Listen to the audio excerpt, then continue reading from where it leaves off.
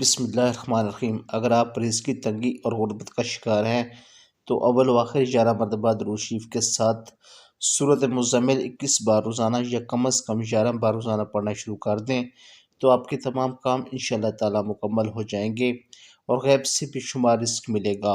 اگر کوئی سخت بیمار ہو یا کسی عورت کا خاوند گھر سے چلا گیا ہو تو اس کی بیماری یا اس شخص کا تصور کر کے ایک بار روزانہ یہ وظیفہ پڑھیں، کم از کم 90 دن تک انشاءاللہ اللہ کرم ہوگا۔ اور سورۃ قریش 313 بار یا 121 بار پڑھیں اور تصور ہی میں اپنے میاں اور بیمار آدمی کے دل پر دم کر دیں، اور پڑھنے کے بعد اللہ رب العزت سے خوب دعا مانگیں۔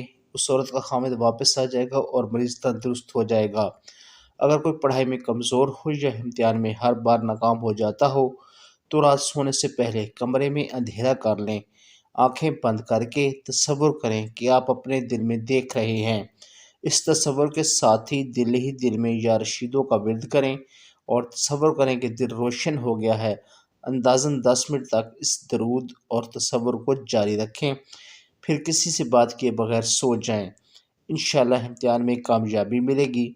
اگر گھٹنوں میں شدید تکلیف ہو، بہت علاج کروائے ہوں مگر ہر کسی طرح سے آرام نہ ملتا ہو، اور ساتھ مالی مسائل بھی بہت زیادہ ہوں، تنخواہ کم اور خرچ زیادہ ہو اور آپ کے لیے تو زندہ رہنا مشکل ہوتا جا رہا ہو، تو سورۃ توبہ کی آخری آیات لقد جاءکم سے آخر تک روزانہ 121 بار پڑھیں، یہ عمل 90 دن کریں، ساتھ اول و آخر درود ابراہیمی پڑھیں تو گھٹنوں اور جوڑوں کا درد دور ہوگا اور ساتھ ہی پیسوں میں برکت ہوگی۔